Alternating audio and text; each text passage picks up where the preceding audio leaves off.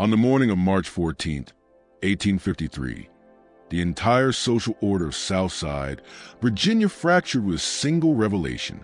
23-year-old Catherine Danvers, eldest daughter of one of the region's wealthiest tobacco planters, had vanished from her bedroom sometime during the night. Missing with her was Samuel Grayson, a 26-year-old enslaved man listed in her father's ledgers at a value of $1,200. But what horrified the community was not simply that the pair had disappeared.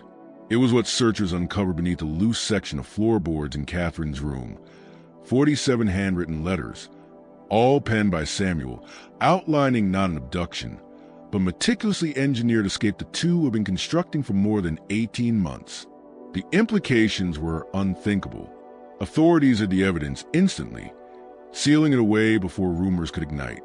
And for 170 years, the real story remained locked inside courthouse storage, considered too inflammatory to acknowledge, until now. Before we continue with the account of Catherine Danvers and the impossible decision that would rupture two families and permanently alter an entire county's understanding of loyalty, betrayal, and the devastating cost of forbidden bond, I need you to do one thing. Subscribe to this channel and hit the notification bell so you never miss stories like this one. And tell me, where are you listening from right now? Drop your city or state in the comments below. Now, let's uncover what truly occurred in the spring of 1853, when the unimaginable became reality. The letters uncovered only pieces of the truth. The rest would emerge through coerced testimonies, whispered admissions, and a horrifying discovery made 6 months later in a cabin 30 miles north of the Mason-Dixon line.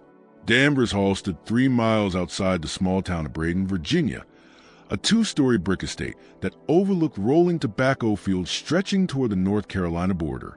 The plantation spanned nearly 800 acres, worked by 53 enslaved men and women who lived in weather-worn cabins organized in straight rows beyond the main house. Colonel James Danvers, widowed since 1847, ran his plantation with the rigid discipline he had learned during his brief service in the Mexican-American War. His reputation throughout Mecklenburg County was beyond reproach. A church elder, a Mason, a man who honored his debts and kept his promises. Catherine had been raised in this world of inflexible certainty. After her mother died of fever when Catherine was 17, she assumed responsibility for managing the household, overseeing the kitchen, the dairy, the gardens, and the domestic staff.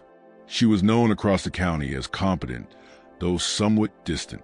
By age 21, she had already declined 3 marriage proposals, a fact that fueled endless speculation among neighboring families. Her father allowed her this independence, perhaps because she ran his household with remarkable efficiency, perhaps because he never fully recovered from losing his wife and could not bring himself to send his daughter away. Samuel had arrived at Danvers Hall in 1849, purchased from an estate sale in Richmond. His former owner, a schoolteacher, had taught him to read and write before dying suddenly, leaving behind debts that forced the teacher's widow to sell everything, people included. Colonel Danvers bought Samuel specifically for his literacy, intending to use him as a clerk to manage plantation accounts and correspondence. It was unusual, controversial even, to keep an enslaved man who could read and write, but Colonel Danvers valued efficiency more than tradition. For 2 years, Samuel worked in the small office attached to the main house, maintaining ledgers, copying letters, and handling the daily flood of paperwork required to run a vast tobacco operation. He was quiet, precise, and unfailingly cautious about never stepping beyond the limits of his role. He ate alone, lived in a small room beside the office rather than in the slave quarters, and kept his distance from the other enslaved workers. Some resented his privileges. Others ignored him entirely.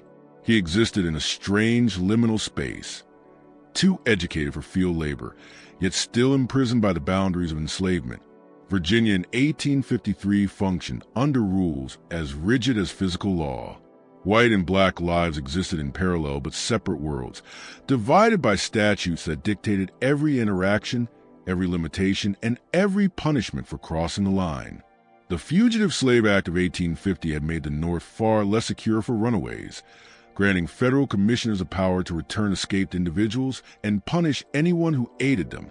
Tensions between abolitionists and slave hunters had transformed border states into battlegrounds of competing morals and economic interests.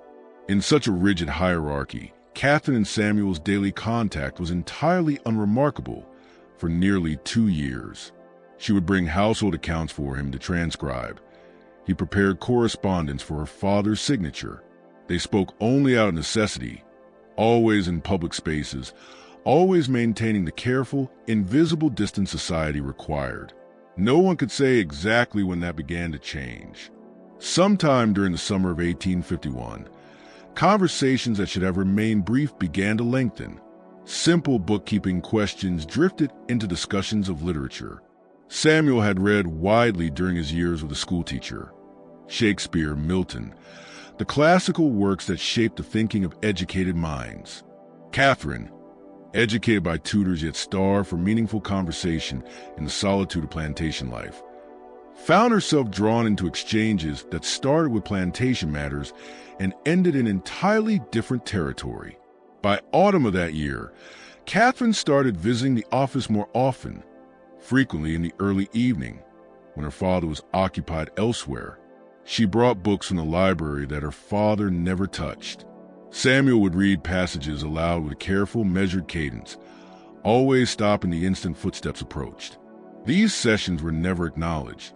If questioned, Catherine claimed she was reviewing accounts. Samuel never mentioned them to anyone. The winter of 1851 passed quietly, but by spring of 1852, something had shifted. Catherine appeared at the office with a troubled expression, her questions growing more direct and dangerously bold. She asked about Samuel's life before Danvers Hall. She asked his thoughts on the debates raging in Congress over the expansion of slavery into Western territories.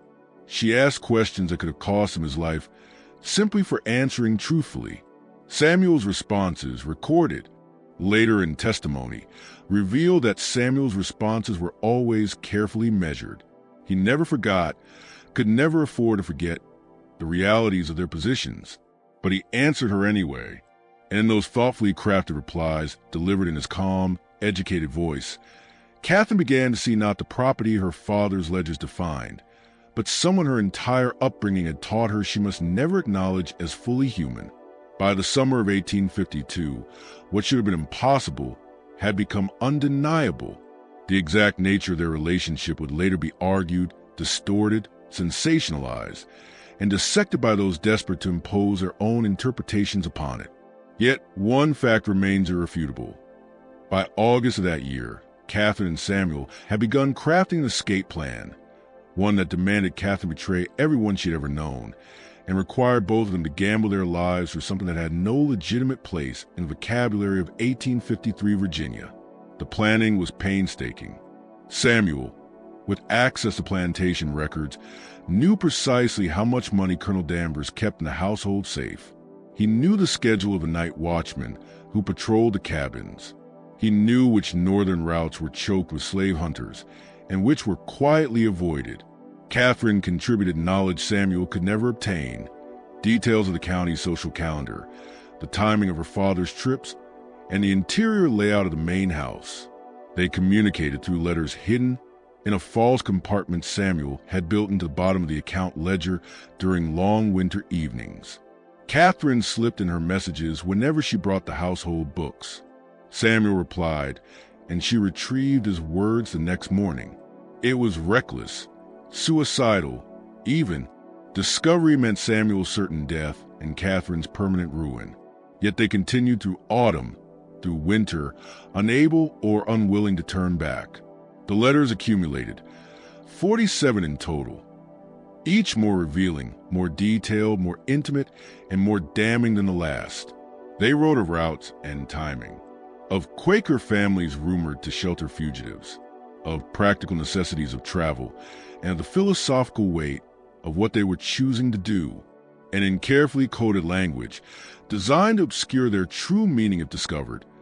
They wrote about why they were willing to risk everything for a connection the laws of Virginia declared could not exist. By March 1853, every detail was set. Colonel Danvers was scheduled to travel to Richmond on the 13th for tobacco negotiations. The house would be overseen by the aging housekeeper, who retired early each night. The night watchman's route was predictable. Samuel had secretly duplicated the key to the safe months earlier. Catherine had sewn travel clothing and packed them into a trunk she claimed contained winter garments being sent to distant relatives in Tennessee.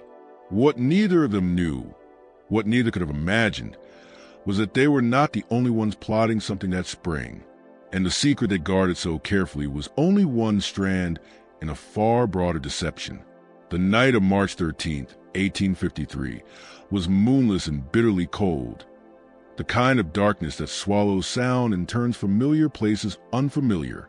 Colonel Danvers had departed for Richmond that morning, accompanied by his manservant, beginning a journey that would keep him gone for 3 days. The house settled into its nightly rhythm of mechanical predictability. Catherine retired to her room at 9, just as she always did. Mrs. Hawthorne, the housekeeper, checked on her briefly before retreating to her own distant quarters. Soon the estate fell silent. Downstairs, Samuel completed his nightly duties, banking the fire, organizing the next day's correspondence on the colonel's desk. To an outside observer, nothing appeared unusual. What followed had to be reconstructed later from testimonies and physical evidence, because no one witnessed their departure. Sometime between 10 and midnight, Samuel moved to the darkened house with the controlled precision of someone who had rehearsed every motion. Using the copied key, he opened the safe in Colonel Danvers' study. He removed roughly $300 in gold and paper currency, not enough to immediately reveal the loss, but enough to fund their journey. Upstairs, Catherine had not undressed. Beneath her nightgown, she wore her traveling clothes, and the trunk was already packed and waiting. At the predetermined moment, they had synchronized their pocket watches weeks earlier. She slipped down the narrow servant staircase that connected her room to the rear of the house. She avoided the main stairs entirely. One board on the third step creaked loud enough to betray her. They met in the summer kitchen, a separate structure joined to the main house by a covered walkway. Samuel had prepared a small wagon earlier, claiming he needed to transport papers to town in the morning. It now waited behind the kitchen, loaded with supplies hidden beneath canvas tarps. According to later reconstruction, they left Danvers Hall on foot, pulling the wagon, following a faint path through the tobacco fields that shielded them from the road and the slave quarters. The night watchman saw nothing. The dogs, familiar with both Catherine and Samuel, remained silent. By dawn, they were nearly 15 miles north. They abandoned the wagon in a ravine, covering it with brush, and continued on foot through dense woodland. Samuel followed landmarks he had memorized from maps in the office. Specific creek bends, a pair of weathered boulders, the foundation stones of a long-destroyed mill. Back at the plantation, the discovery occurred at 7 the next morning. Mrs. Hawthorne knocked at Catherine's door to wake her and received no reply.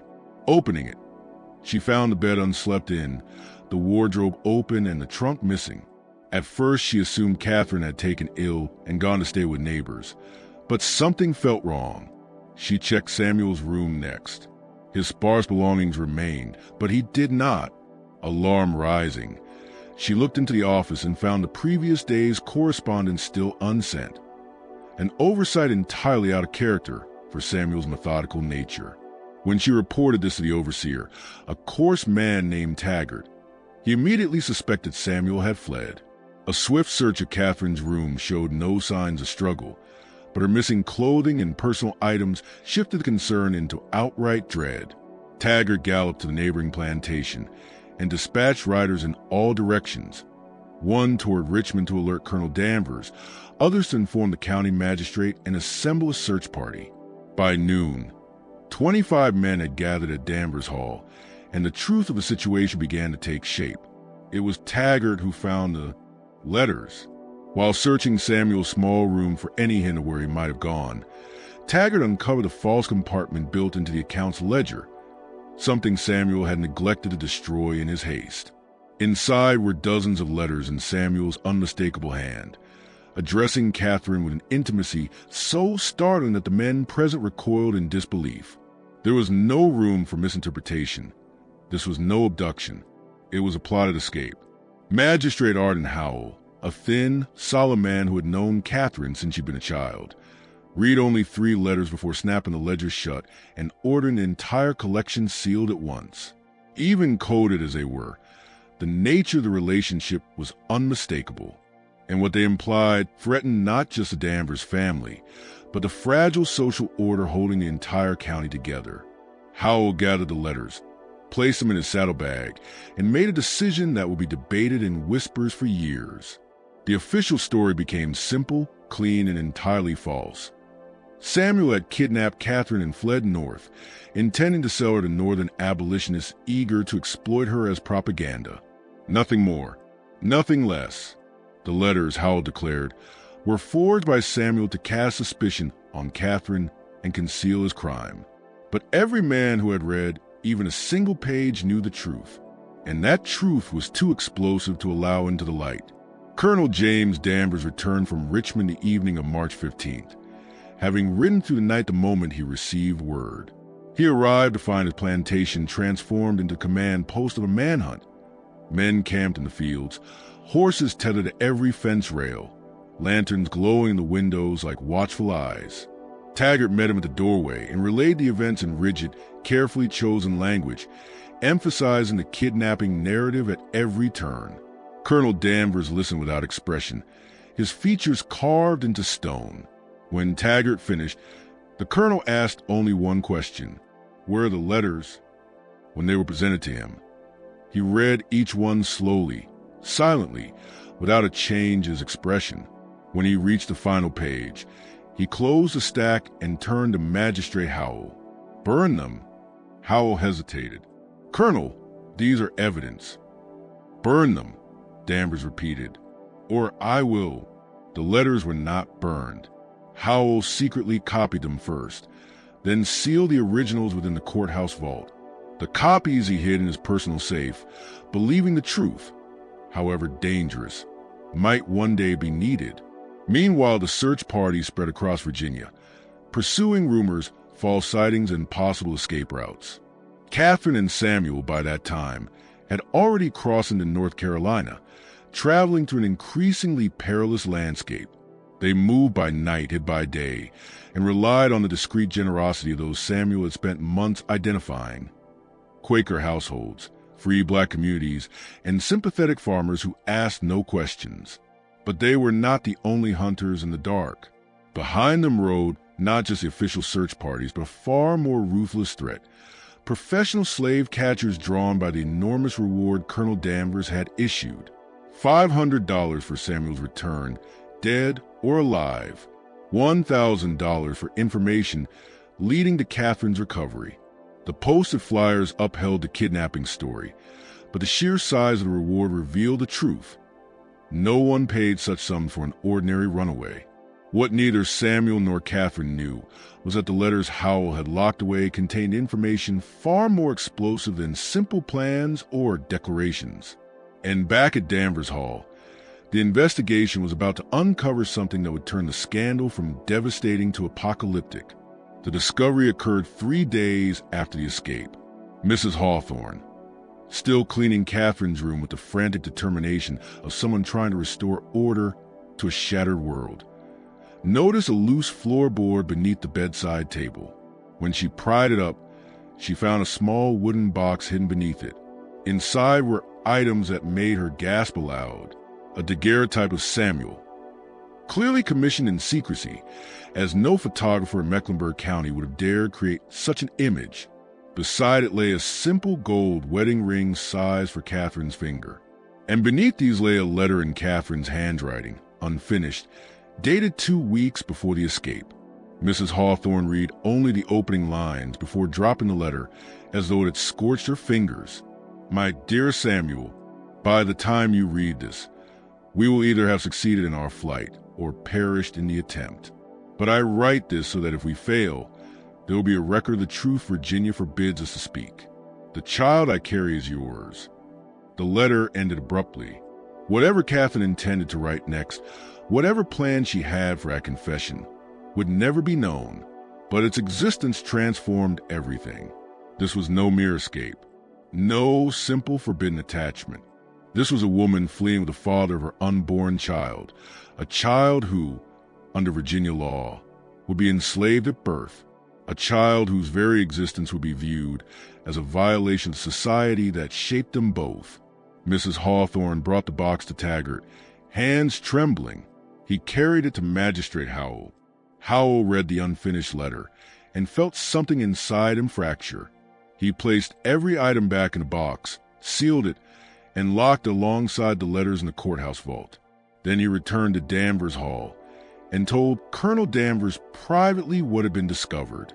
What the colonel did next became the subject of quiet speculation for generations. He ordered every search party off his property. He revoked the reward. He sent word to his contacts across Virginia and the Carolinas that the search was finished. His daughter, he announced, had died suddenly of illness and been buried quietly to avoid scandal. Samuel, he claimed, had been found shot to death 2 counties away while resisting capture. Both statements were lies. Deliberate lies, but they protected what Danvers valued above all else, the unblemished facade of his family and the social structure he had devoted his life to defending. Better declare Catherine dead than admit what she had done. Better to invent an ending than allow the true story to continue. But Catherine and Samuel were very much alive, still traveling north, moving through a landscape that had grown exponentially more.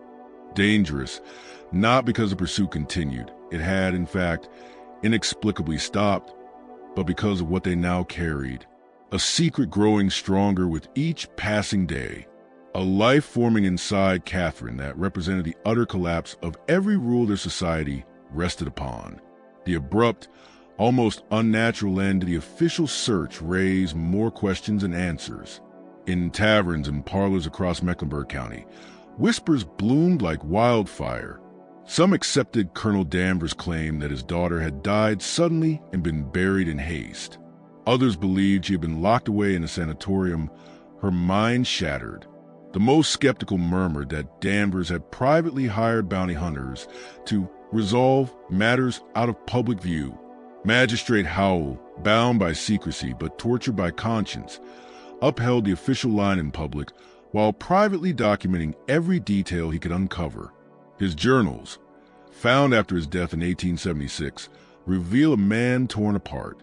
In an entry dated April 3, 1853, he wrote, "I have today sealed evidence of crime that is no crime, of a love that is no love, of a child that cannot exist in the eyes of God or law. May the Lord forgive me for hiding truth, but may he also forgive me if I reveal it." At Danvers Hall, life strained to mimic normalcy, but the plantation carried the weight of what had happened. Within a week, Colonel Danvers dismissed Taggart, paying him handsomely to leave Virginia forever and never speak of the matter again. Mrs. Hawthorne remained, but her spirit fractured. She spent long hours in the chapel, praying obsessively for Catherine's soul. The house itself fell hollow. Rooms that Catherine once oversaw remained locked and unused. Her belongings were packed away. Her name became a specter no one dared utter aloud. Meanwhile, the enslaved community at Danvers Hall understood more than the white family imagined. Samuel had been an outsider to many of them, but his literacy had quietly made him indispensable. He had written letters to those who could not write, interpreted documents that impacted their lives, and discreetly shared glimpses of the world beyond the plantation. His escape with Catherine stirred conflicting emotions. Some viewed it as a reckless act that might bring punishment upon them all. Others saw it as a fleeting miracle, a glimmer of possibility. Rumors drifted south through the underground networks that linked enslaved people across states. A couple matching their description had been spotted in Pennsylvania. A woman posing as a widow from Virginia had given birth in a Philadelphia boarding house. Someone claimed a Quaker family near the Maryland border had sheltered them. These rumors reached Danvers Hall through winding, fragile channels. A traveling peddler confiding in a kitchen worker, a misdelivered letter quietly read and destroyed. Colonel Danvers heard none of it, or if he did, he showed no sign. He had built a wall around the truth and guarded it with iron will. But even the strongest walls cannot endure forever. And 6 months after Catherine and Samuel fled, the truth forced itself into daylight in a way no one anticipated. The revelation began not in Virginia, but in a small southern Ohio town called Ripley, a well-known refuge on the Underground Railroad. In September 1853, Reverend Jonathan Rankin, a Presbyterian minister famous for aiding fugitives, received a letter from Philadelphia. The sender's name was unfamiliar. The letter requested his help contacting certain individuals in Virginia about an inheritance dispute. Rankin, wary of such letters, slave catchers often used this tactic, ignored it. But 2 weeks later, a second letter arrived. This one was unmistakably genuine. It referenced details only someone intimately familiar with Mecklenburg County could know. It mentioned Colonel James Danvers by name. Curious despite his caution, Rankin replied, asking for clarification. What he received was a 9-page letter written in Catherine's own hand. In calm, deliberate prose, she recounted everything that had happened since March 1853. Their escape, their marriage by a sympathetic minister in Pennsylvania, the birth of her daughter in August. But the letter had a deeper purpose. Catherine wrote because Samuel was dead. He had succumbed to typhoid fever in early September, contracted in the overcrowded Philadelphia boarding house where they had been forced to stay. Now alone with an infant in a city where she had no family, no money, and no allies, she was desperate. She asked Rankin to act as a go-between, to reach out to her father on her behalf, not to plead for herself, but for her child. If Colonel Danvers could not acknowledge his daughter, perhaps he might acknowledge his granddaughter. Rankin was moved, yet deeply troubled. He had dedicated his life to helping fugitives. But Catherine was not legally a fugitive. She had left Virginia of her own free will. Samuel had been, but Samuel was gone, and the child, by Virginia law, would have been born enslaved property. But born on free soil, she was legally free. What exactly was he being asked to mediate? After days of prayer and deliberation, Rankin wrote to Magistrate Howell, whose reputation for integrity preceded him. The letter was careful, vague, crafted to avoid endangering anyone. It explained only that a woman claiming to be Danvers' daughter sought guidance on whether reconciliation was possible. Howell received Rankin's letter in late October 1853. He sat with it on his desk for nearly an hour before deciding what had to be done. That afternoon, he rode to Danvers Hall. Colonel Danvers received him in the study where Samuel had once worked. Howell explained the situation gently, cautiously, then waited, bracing for the reaction he feared. What Colonel Danvers said, later preserved in Howell's journal, was recorded as follows. I have no daughter. I have no... He stopped, steadied himself, and began again.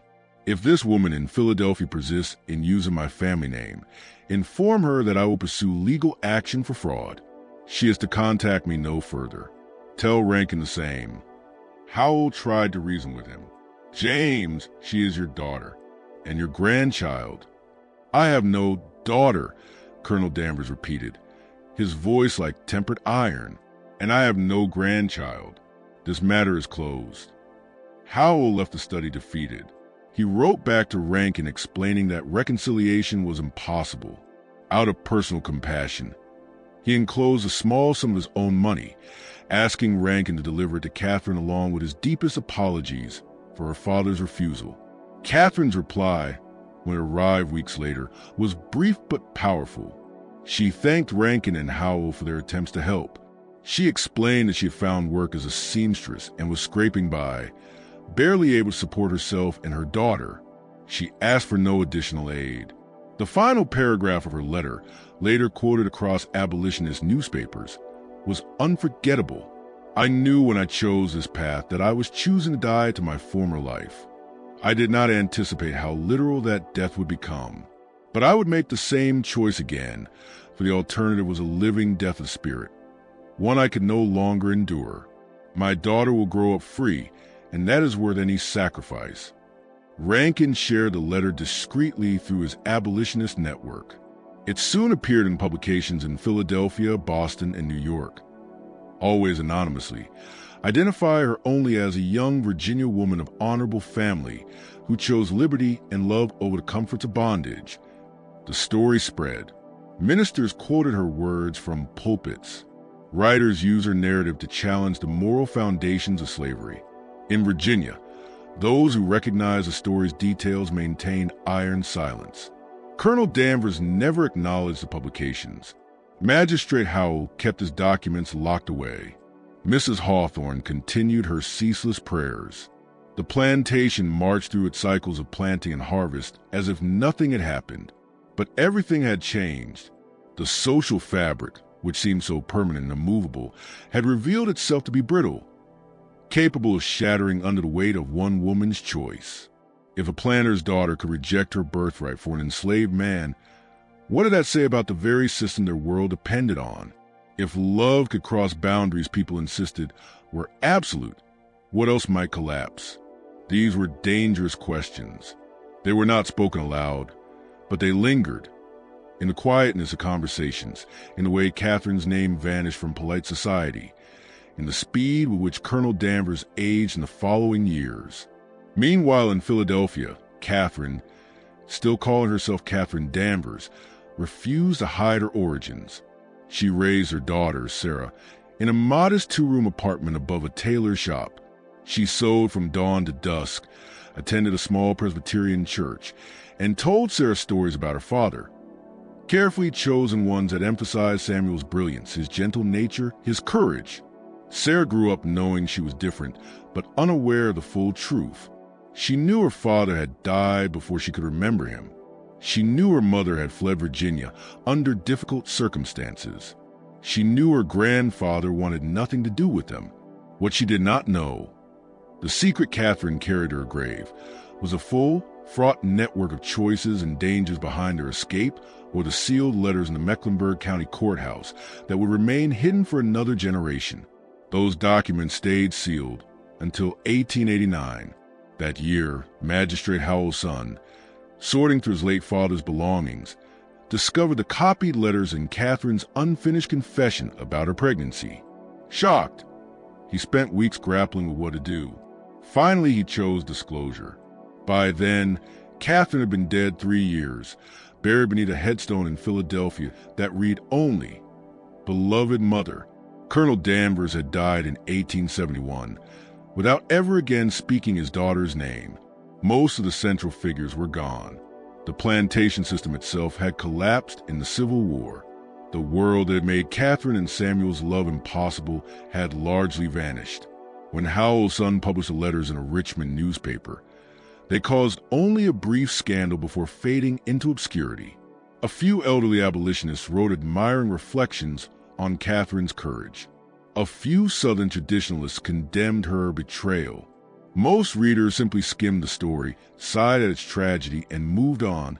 But what they did not know, what the letters themselves did not reveal, was that the story they believed complete was still missing a crucial piece. There had been one more letter, never sent, never read, never placed in the courthouse vault. A letter Samuel had written just weeks before the escape, hidden in a place no one had thought to search. It would remain undisturbed for 60 more years, until renovation of the building that once housed Samuel's office revealed a narrow cavity between the walls. Inside lay a tin box, deliberately concealed. Inside that box was Samuel's final letter, addressed to the one person whose assistance had made their escape possible, the one individual whose role in their story had never been suspected. But that discovery was still decades away. In 1853, as winter set in and the scandal sank beneath the surface of daily life, the people of Mecklenburg County convinced themselves they understood what happened, even as the truth remained buried under layers of deceit, denial, and silence. The winter of 1853 to 54 brought unseasonable cold to Virginia. Ice storms ravaged tobacco crops and made roads impassable for days. At Danvers Hall, Colonel Danvers withdrew into near total isolation, managing plantation affairs through his overseer and rarely leaving his property. His health, once robust despite his 62 years, deteriorated rapidly. A persistent cough took hold, and despite Mrs. Hawthorne's various remedies, nothing offered relief. In Philadelphia, Catherine endured that same harsh winter under very different pressures. The seamstress work that had carried her through the fall dwindled sharply as wealthy clients escaped the cold for warmer climates. Sarah, still not yet 6 months old, needed constant attention. The modest a magistrate Howell had sent was gone, spent on rent and the coal that barely warmed their tiny stove.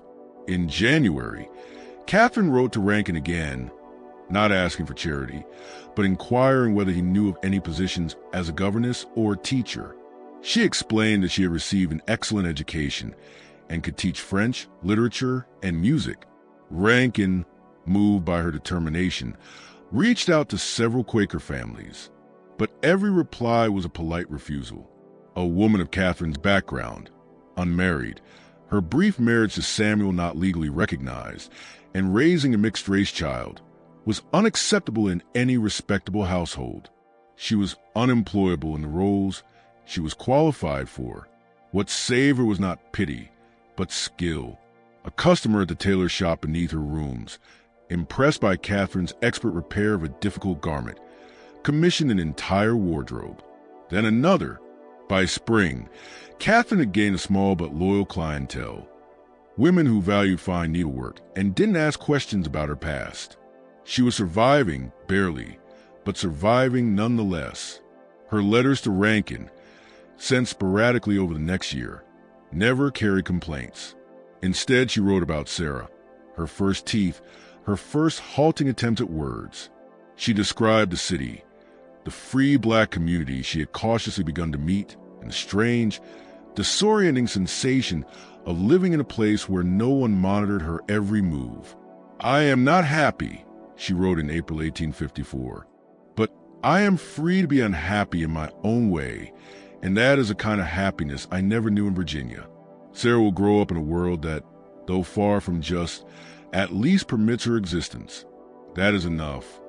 Back in Virginia, questions that should have died continued to resurface. In the spring of 1854, a man arrived in Boydon claiming to be a journalist from Baltimore investigating stories about the Underground Railroad. He asked about the Danvers case, about Catherine, about Samuel, about the details of their escape. Local authorities, warned by Howell, refused to cooperate. The man left after a week, but his visit rekindled rumors that had finally begun to fade. Mrs. Hawthorne, questioned by Colonel Danvers about the stranger's inquiries, reluctantly reported that he seemed especially curious about Samuel, his education, his responsibilities, and whether he had any relatives in Virginia. He had asked whether Samuel had ever traveled north before March 1853, or whether he'd been known to associate with abolitionists. These questions unsettled Colonel Danvers deeply. He ordered Samuel's personal belongings, what little he had, to be brought to the study. There wasn't much: a Bible, a few garments, several books. But tucked between the pages of the Bible was a sheet of paper folded into a tight square, something Danvers had never seen. He opened it. It was a letter written in an unfamiliar hand, dated November 1852. Brief, deliberate, ominous. "Your inquiry is noted. The arrangement can be made as discussed, pending confirmation of timing and route. Burn this upon receipt." It was unsigned. Danvers read it 3 times, his expression darkening with each pass. What arrangement? What route? Everyone, himself included, had assumed Catherine and Samuel planned their escape alone, that their flight was spontaneous, driven by emotion or desperation. But this letter suggested something entirely different. Preparation, coordination, and outside assistance arranged months in advance. The next day, he brought the letter to Howell. Howell studied it carefully. The cheap paper, the guarded language, the absence of any identifying marks.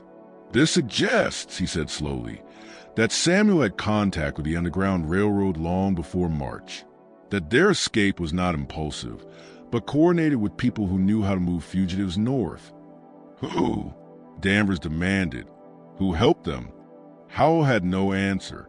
The handwriting matched none of the known abolitionist hands in Virginia or North Carolina. The paper was common. There were no leads at all.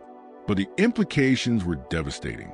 If Samuel had outside help, if their escape had been facilitated by a larger network, then everything they believed needed reevaluation. And so a new narrative took shape, one far more comfortable for Danvers than the truth. Perhaps, he argued, Catherine hadn't gone willingly. Perhaps she had been manipulated, coerced, kidnapped by abolitionists who used Samuel as their instrument. Perhaps the letters in her handwriting had been dictated. Perhaps the escape was part of a plot to humiliate Virginia's planter class. It wasn't perfect, not even close, but it was preferable to the alternative. Magistrate Howell allowed him to cling to the theory, even though his own journals show he doubted it strongly. Catherine's letters had been too heartfelt to be fabricated, and the unfinished note about her pregnancy could never be explained away as abolitionist strategy. Still, he said nothing. His friend needed whatever comfort he could find. The journalist from Baltimore resurfaced in June 1854, this time in Richmond, asking questions at the Customs House about travelers moving north in early 1853. He inquired specifically about a couple matching Catherine and Samuel's description, who might have taken a train or coach. Customs officials notified the governor, who initiated an inquiry into the man's background. What they discovered was unsettling. He was not a journalist at all. He was a Pennsylvania lawyer hired by an unnamed client to investigate Samuel's death. When confronted, he invoked attorney-client privilege and refused to reveal who had hired him or why. Virginia authorities had no jurisdiction to detain him. They could only warn him against pursuing the matter further within the state. The lawyer left Virginia, but continued his investigation from Pennsylvania. His reports submitted to his deliberate concealment. The Pennsylvania lawyer's reports to his mysterious client documented a pattern that would only become clear decades later. Samuel had not been a random recruit for Underground Railroad efforts. He had been deliberately singled out, contacted, assisted, and guided because of his unique position inside Danvers Hall. Someone had known Samuel was literate. Someone had known he had access to plantation records. Someone had known he worked in close proximity to the planter's daughter. Someone had reached out, provided instructions, advised him on planning, arranged safe passage north, and coordinated contacts along the route. But why? Why had this particular escape been worth such planning and resources? Efforts normally reserved for large groups of fugitives or for people whose rescue carried political weight. The answer existed in a letter Samuel had written but never sent. A letter hidden inside the wall of his office. A letter addressed to the person who had enabled it all. But that letter would remain buried and unread for 60 more years. In Philadelphia, Catherine received an unexpected visitor in July 1854, a sharply dressed black man who introduced himself as a minister and a friend of Samuel's. He expressed sympathy for Samuel's death and asked gently whether she needed anything. Catherine, cautious of strangers, nevertheless sensed his sincerity. She admitted she was managing, though life was undeniably difficult. The minister, Reverend Theodore Jenkins, returned a week later with a proposal. A Quaker family he knew in Lancaster County needed a governess for their 3 daughters. They were aware of her situation, he assured her, and were willing to employ her. They would provide a small cottage on their property where she and Sarah could live. The job included meals, a modest salary, and schooling for Sarah when she was older. Catherine accepted in gratitude. By August 1854, she and Sarah had relocated to Lancaster County, settling into a small stone cottage on the farm of Isaac and Rebecca Norton. Prosperous, quietly determined abolitionists known more for action than rhetoric. For the next 3 years, Catherine lived in relative stability. She taught the Norton girls, assisted Rebecca with household tasks, and raised Sarah in an environment that, though not free of prejudice, was fundamentally compassionate. But Reverend Jenkins's interest in her well-being was not purely benevolent. He visited occasionally, always bringing small gifts for Sarah, always asking Catherine careful, perhaps too careful, questions. He asked about Samuel's life at Danvers Hall, about what records he had access to, about what kinds of documents he handled. He asked whether Samuel had ever seen papers related to purchases, transfers, or sales of enslaved people. He asked whether Colonel Danvers had corresponded with certain men, names Catherine did not recognize, but wrote down at Jenkins's request, promising to inform him if she recalled anything else. Only years later would Catherine understand what Jenkins had really been seeking. But in 1854 and 1855, she was simply grateful for his kindness, unaware of the deeper motives behind his inquiries. Back in Virginia, Colonel Danvers's health worsened steadily. His persistent cough progressed into full consumption. By 1856, he rarely left his bedroom. Mrs. Hawthorne relayed his written instructions to the overseer, as he no longer met with anyone directly. On a humid August evening in 1856, with thunder rolling in the distance, Colonel Danvers summoned Magistrate Howell to his bedside. What he said in that final conversation, Howell never fully recorded, but his journal from that night contains one haunting line. James asked me to burn all the documents, to let the matter die with him. I promised I would consider it. I did not promise I would comply. Some truths are too important to burn, even if they bring nothing but pain. Colonel Danvers died 3 days later. His funeral, attended by every prominent figure in Mecklenburg County, praised his integrity, his leadership, his devotion to Virginia. Not a single speech mentioned Catherine. No one suggested he had left behind an unacknowledged heir. His will, read a week later, distributed his estate among nephews and cousins. Danvers Hall went to a nephew who had previously worked as an overseer. The enslaved people were divided among several heirs. Everything proceeded according to Virginia law, orderly, respectable, unquestioned. But while packing his belongings, Mrs. Hawthorne found a folded sheet of paper tucked into the back of his personal Bible. She brought it to Magistrate Howell without reading it. In the quiet of his office, Howell opened the paper and found something he had never expected. A letter to Catherine, written but never mailed, dated June 1856. It began, "My daughter," and continued for 2 pages. In it, Colonel Danvers confessed his regrets. He acknowledged that she had been right to choose as she did. He admitted he wished he had been strong enough to recognize his granddaughter. He mourned the life that pride had destroyed. The letter ended.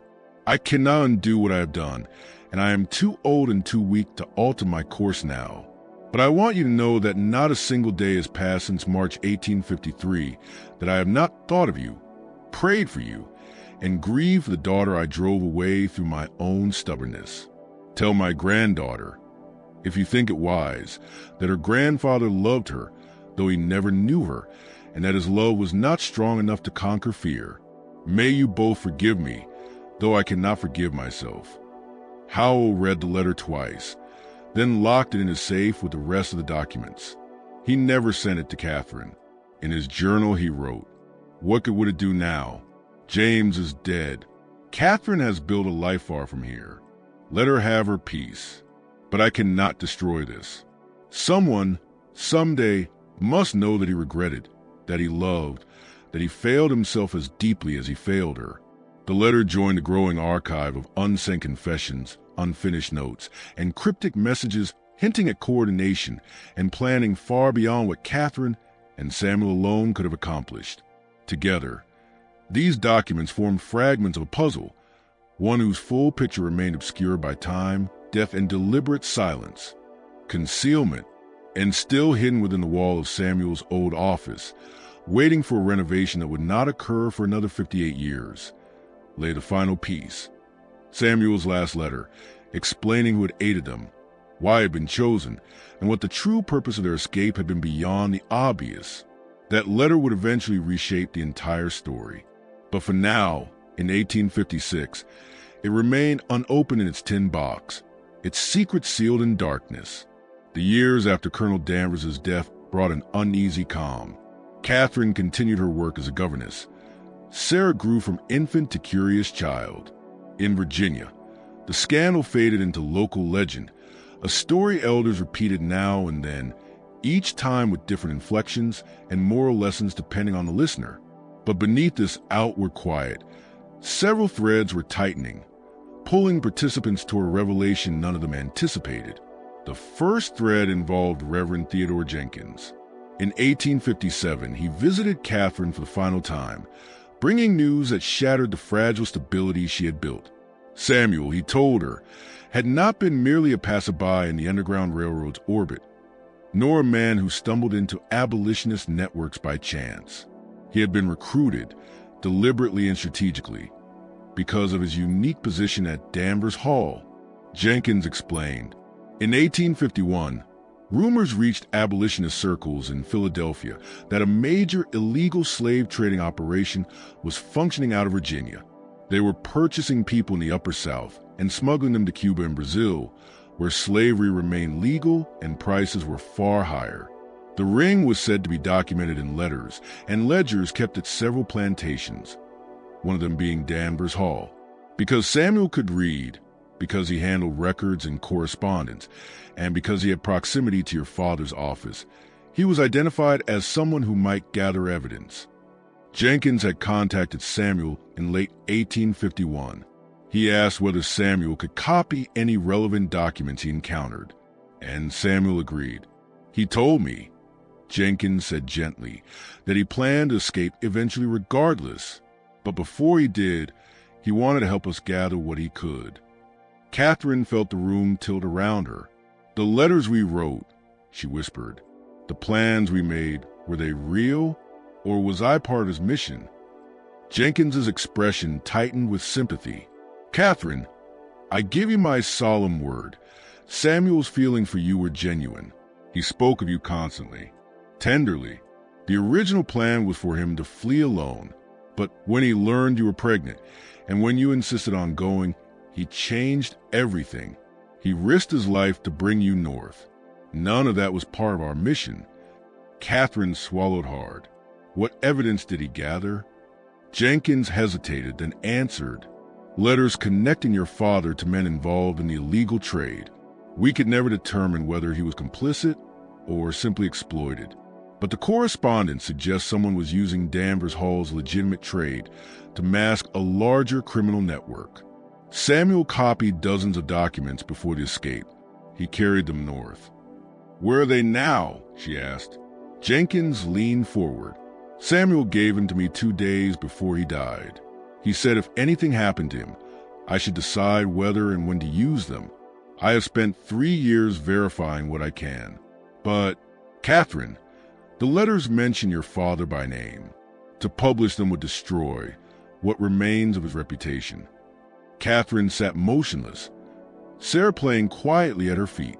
At last she said, my father destroyed his own reputation when he abandoned his daughter and granddaughter. If Samuel died gathering that evidence, and if it can stop others from living what we lived, then publish it. Jenkins nodded slowly, but added more. The lawyer who investigated Samuel's death, the one who traveled through Virginia asking questions. He was hired by one of the men mentioned in the documents. They want to know how much Samuel had discovered, whether the evidence reached us. That is why the investigation ended so abruptly after your father died. They believe the documents perished with him. Catherine stiffened. Are Sarah and I in danger? I don't believe so, Jenkins assured her. You are too visible now, too connected to abolitionist circles. Harming you would draw exactly the wrong kind of attention, but you deserve to know what you and Samuel became entangled in. After Jenkins left, Catherine remained in the cottage for hours, Sarah sleeping peacefully in her arms. She tried to reconcile the love story she cherished with the political mission Samuel had kept partly hidden. Had he used her? Had he loved her? Could both be true? She never found an answer that satisfied her. But a week later, she wrote Jenkins reaffirming her consent to publish the documents. If Samuel's death meant anything, it was that truth mattered more than appearances. The second thread involved the Nortons. In 1858, Isaac Norton suffered a stroke that left him partially paralyzed. Rebecca, overwhelmed by caring for him and managing the farm, gently suggested that Catherine might need to seek a new position, somewhere with more stability. It was spoken with kindness, but Catherine understood they could no longer support her employment. She began searching for work. But 5 years had passed since her escape, and her story was now well known among abolitionist communities in Pennsylvania. Potential employers saw her as a symbol, not as a governess or teacher. Once again, she faced the threat of destitution. Then a letter arrived from Boston. A women's seminary run by abolitionist educators offered her a position teaching French and music. The pay was modest, but housing was included, and Sarah would be permitted to attend classes when she came of age. Catherine accepted immediately. By November 1858, she and Sarah had moved to a small apartment near the seminary. Boston was different from Pennsylvania, larger, faster, sharper-edged, more intellectual, more radical. For the first time since leaving Virginia, Catherine found herself in a community that didn't merely tolerate her story, but celebrated it. She was invited to speak at abolitionist meetings, which she always declined. She was asked to write about her experiences, which she repeatedly refused. She wanted only to teach, raise Sarah, and live in peace. But effort to survive the months after his passing. Nothing remained that might have offered answers. History, however, was not finished with Catherine Danvers. The third thread began tightening in 1859, when Reverend Jenkins finally published the documents Samuel had collected, accompanied by a lengthy article explaining their significance. The publication ignited a scandal that rippled across Virginia and the wider South. The documents proved that a covert network of traders had been using legitimate plantation correspondence to coordinate illegal exports of enslaved people to Cuba, where prices were higher and slavery remained firmly entrenched. Several influential Virginia planters were implicated, including, most explosively, men who had loudly championed secession and Southern honor. Politically, the revelations were a powder keg. Colonel Danvers' position in the scheme remained uncertain. His letters showed communication with involved parties, but whether he had knowingly participated or had been drawn in unknowingly was unclear. Some correspondents suggested he had been investigating irregularities.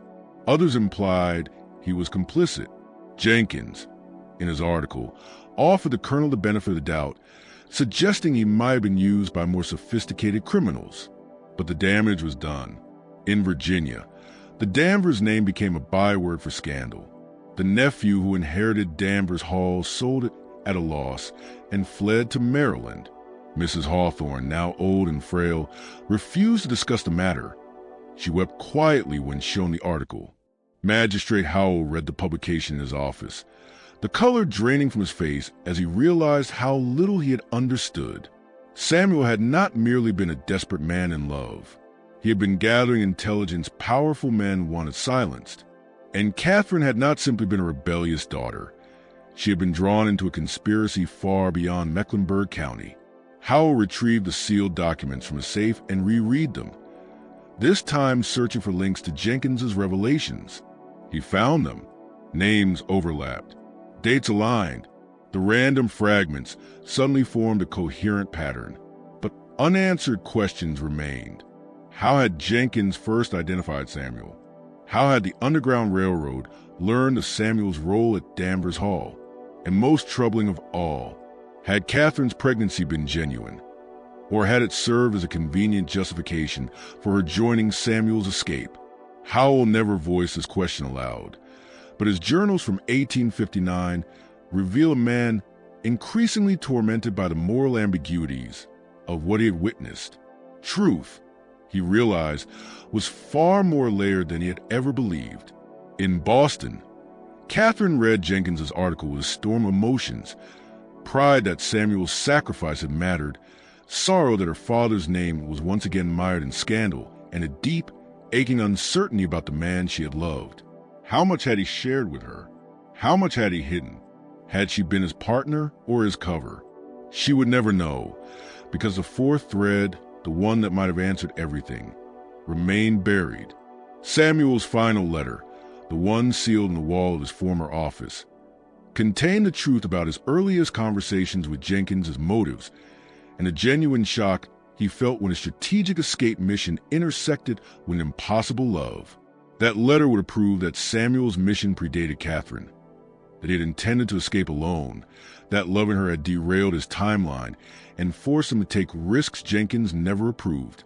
It would have shown that his love was real, existing beside, not instead of, his political purpose. But the letter stayed hidden for another lifetime, and Catherine lived with doubt, uncertain whether she had been loved or merely used, whether her sacrifices had been part of a shared destiny or the unintended consequence of a covert mission. Just when her life seemed to be settling into quiet routine, the story's darkness deepened again. And if this tale is chilling you to the bone, remember to share it with someone who loves unraveling grim mysteries. Hit that like button to support this channel, and subscribe so you never miss the next haunting chapter. Now, let's uncover what happened next. The final thread began to tighten in the autumn of 1859. A man appeared at the Boston Seminary asking to speak with Catherine. He introduced himself as William Crenshaw, a historian researching the Underground Railroad. His demeanor was polite, almost scholarly. Catherine agreed to meet him in the parlor with the headmistress present. Crenshaw was courteous, informed, and disturbingly knowledgeable about Catherine's past. He asked about Samuel's duties at Danvers Hall, the documents he had collected, and the precise timing of their escape.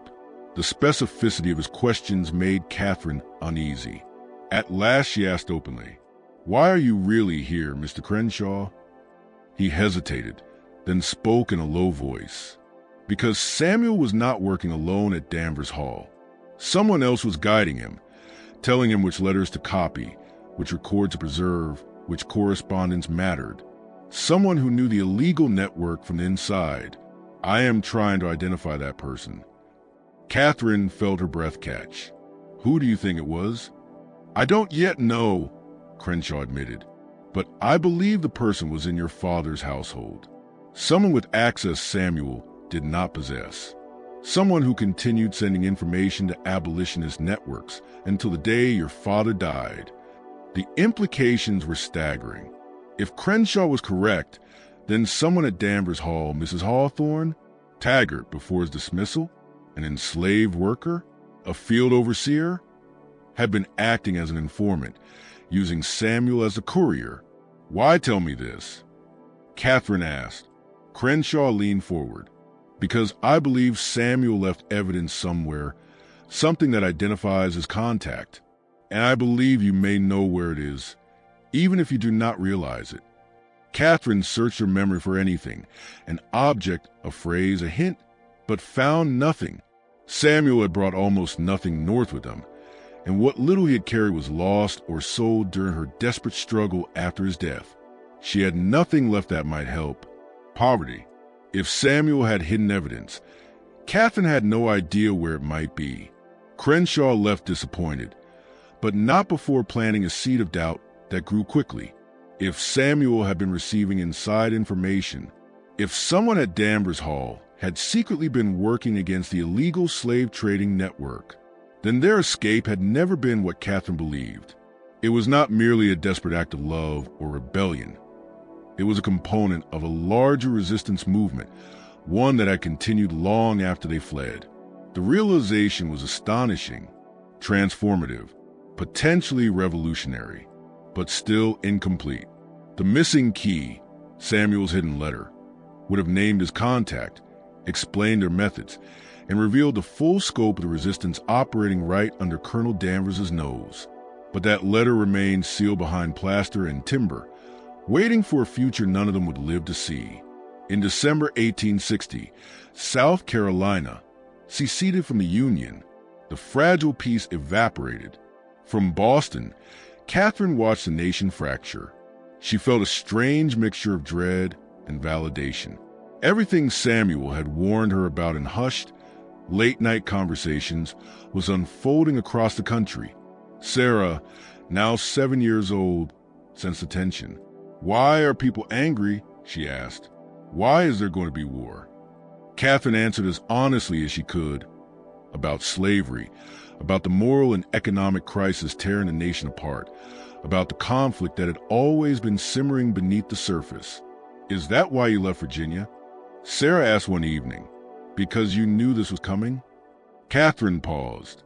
Your father knew it was coming. He tried to explain, but I didn't understand until later. We left for many reasons. But yes, this conflict was part of what we were escaping. In April 1861, Fort Sumter fell. The war began.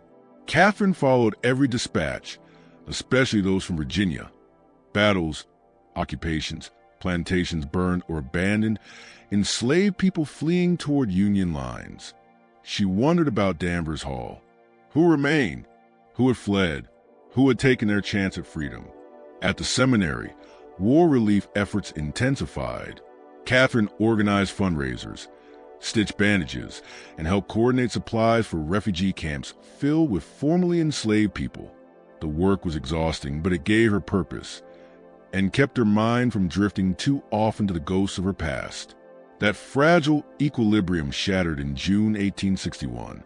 She received a letter from Magistrate Howell. He wrote that Danvers Hall had been abandoned when Virginia seceded. The nephew who owned it had fled the fighting. Union forces now controlled the property. Howell had arranged for all documents in his possession, the letters between her and Samuel, the unfinished note about her pregnancy, her father's unsent letter, to be transferred to Boston for safekeeping.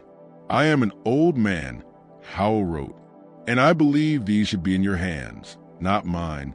The war has made all our former certainties irrelevant. Perhaps the time has come for the full truth to rest with you. The documents arrived in August, sealed in a weathered leather portfolio. Catherine waited until Sarah was asleep, then opened them alone, her own letters to Samuel, like messages from her former self. Samuel's replies, carefully coded, heartbreakingly gentle. Her father's letter, filled with regret he never voiced in life. She wept, not from sorrow alone, but from the unbearable tangle of emotion they stirred. Love, anger, forgiveness, confusion, loss. Everything she had tried so hard to contain flooded back.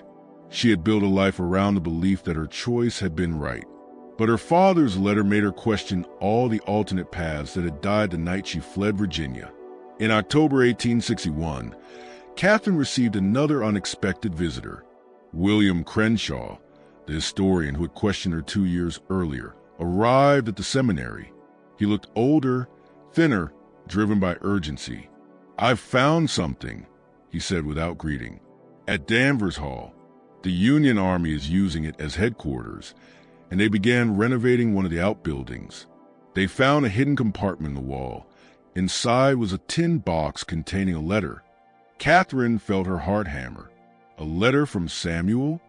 Yes, Crenshaw said. Addressed to someone at the plantation. Someone who worked with him. Catherine, this changes everything. He handed her a copy of the letter. The original was held by military authorities. Catherine read it with trembling hands. Friend, this will be my final communication before the attempt. The evidence we have collected will travel north with me. She insists on coming. I tried to dissuade her, but she is resolute. I cannot, in conscience, leave her to face the consequences of what we have uncovered. Her father is not complicit, but he is in danger from those who are. You must remain and continue watching. The correspondence suggests the illegal trade will intensify before collapsing. Document everything. Someone must survive to testify. If I am captured or killed, know that I would choose the same path again. What we have done matters more than our individual lives. But I confess, though it shames me, that leaving you and the others behind tears at my heart. We have built something here.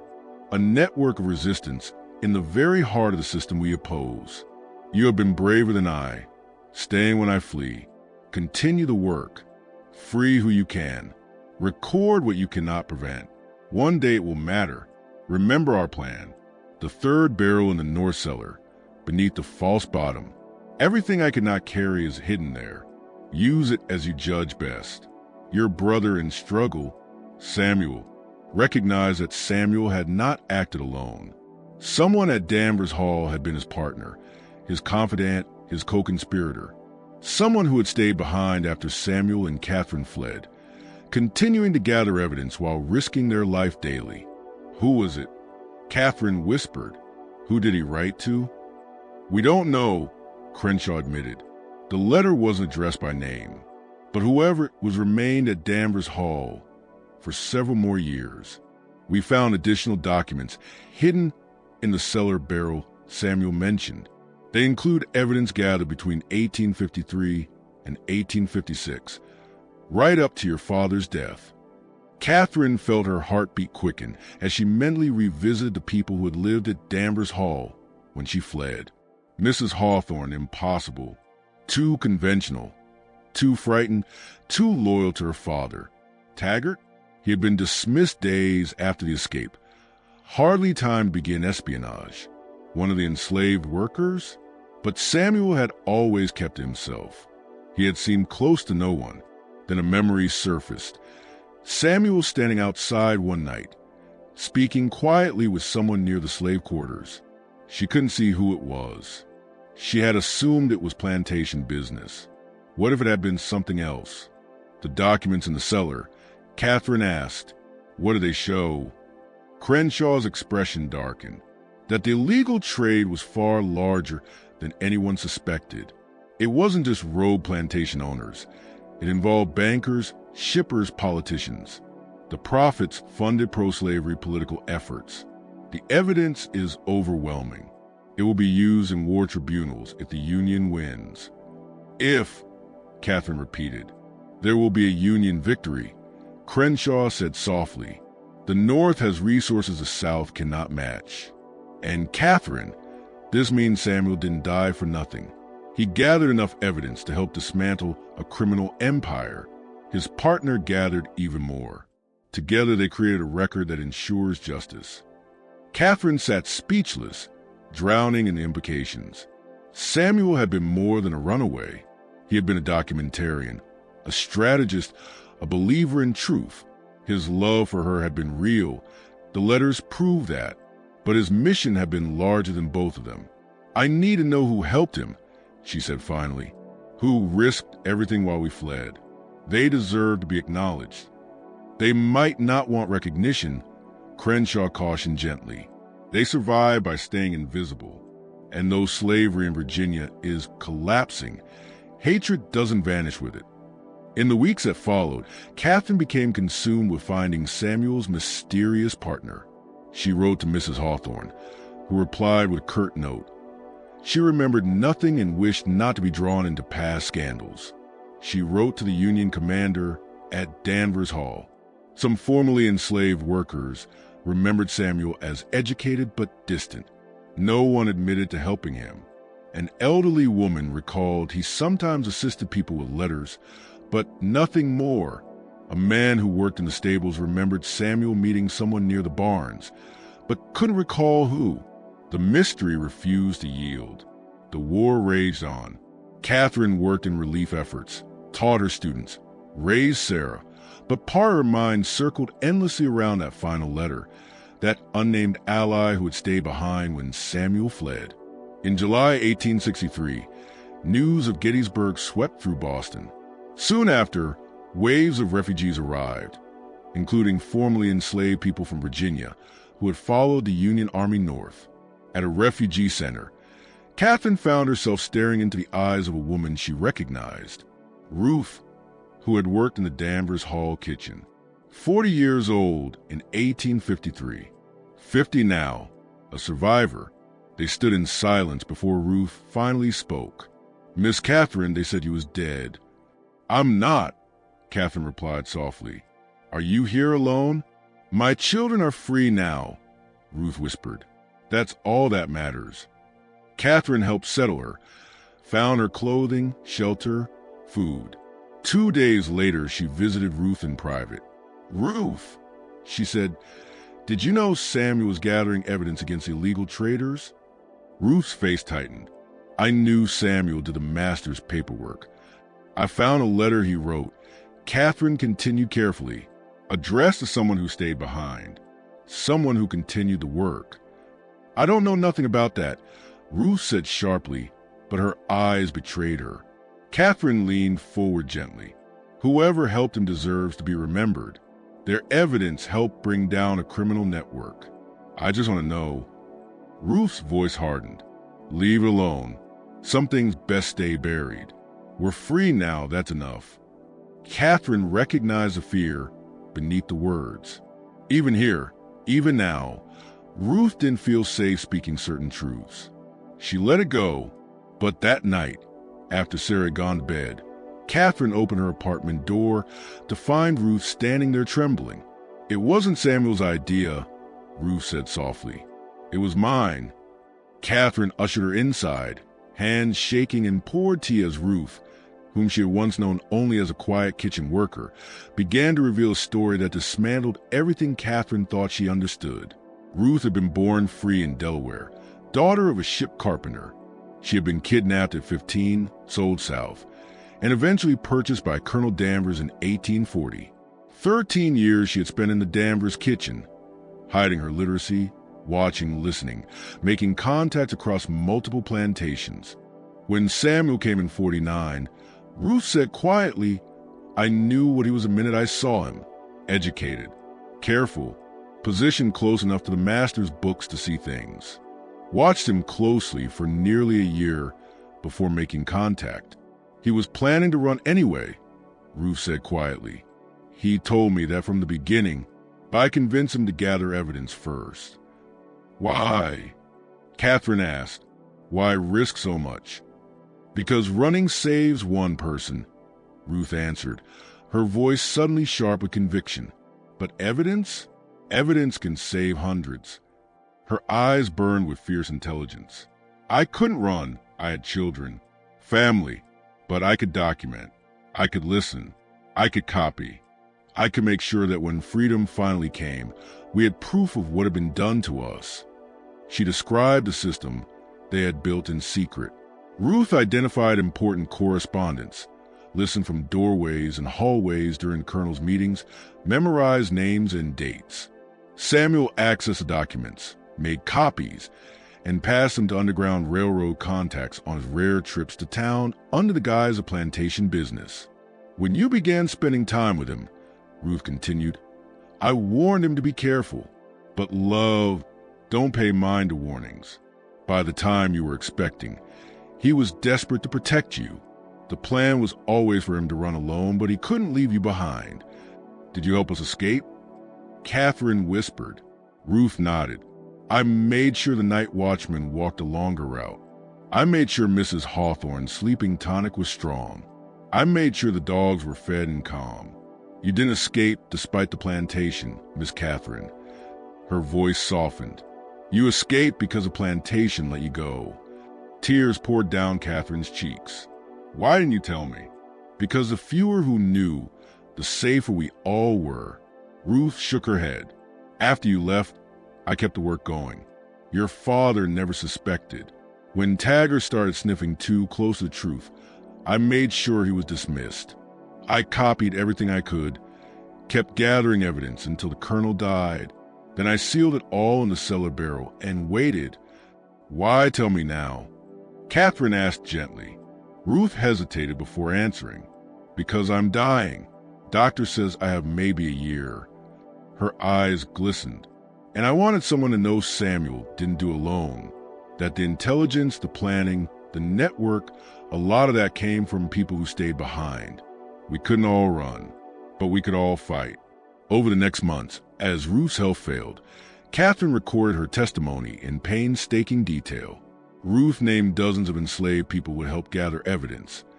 People who had risked beatings, torture, or death to document what they could not openly resist. She identified free black contacts who coordinated information across counties. She revealed hiding places where more evidence might still be buried. But most importantly, she explained that Samuel's love for Catherine had been genuine, while also deeply complicating a mission years in development. He was torn, Ruth said softly. He wanted to finish the work, but he wanted to save you more. In the end, he tried to do both. And maybe that's why he didn't survive. He pushed himself too hard, trying to carry everything at once. Ruth passed away in February 1864, shortly after the birth of Sarah's younger brother. Catherine had remarried quietly in 1862, a gentle Boston schoolteacher who accepted her past without judgment. Ruth's funeral was small, but filled with formerly enslaved Virginians who had found their way north. They sang hymns she had taught them and spoke of her sharp mind, her courage, and her relentless commitment to freedom. Catherine ensured Ruth's testimony was published in abolitionist papers. Some embraced the story, others buried it, uneasy with the truth that an enslaved woman had orchestrated an intelligence network that outmaneuvered Virginia's planner elite. But the evidence Ruth and Samuel had preserved became central in wartime tribunals and post-war prosecutions. Plantation owners, bankers, and shipping magnates implicated in the illegal slave trade faced conviction, the seizure of property, and the destruction of their reputations. Historians would later call Ruth and Samuel's network a groundbreaking model of enslaved resistance, proof of how people under absolute oppression found ways to communicate, cooperate, and fight back despite all barriers. In 1865, after the war ended and slavery was abolished, Catherine brought Sarah, now 12 and unusually perceptive, back to Virginia for the first time. They visited the ruins of Danvers Hall. The estate had been partially burned during the conflict. The main house still stood, though occupied by a Union officer. Catherine moved silently through the office where Samuel had worked, the kitchen where Ruth had labored, the fields where countless people had suffered. She stood in the bedroom that had once been hers, trying to remember the girl she had been, the one who believed running away with Samuel would answer everything. She understood now that it had solved almost nothing on its own. Their escape had been just one act in a vast struggle, a struggle that demanded millions of such acts. Samuel was gone. Ruth was gone. Her father had died without ever acknowledging his grandchild. The system that shaped them all collapsed, but at a price almost beyond comprehension. Was it worth it? Sarah asked quietly as they stood together in Samuel's old office. Catherine thought for a long moment. "I don't know if it was worth what it cost," she said softly, "but I know it was necessary. Some systems cannot be reformed from within. They have to be broken, even if the breaking destroys people we love."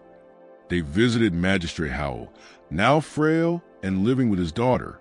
He welcomed Catherine warmly, though he winced when she mentioned the past. Still, he brought out his old journals and allowed her to read them, page after page revealing a man torn between loyalty and conscience, desperate to do right in a world built on wrong. "I did what I thought was right," he admitted, "but I was wrong more often than I was right. Your father was wrong. Samuel and Ruth were right, and they paid for being right with their lives. The only one who escaped unscathed was me, and that's because I did nothing when I should have done everything."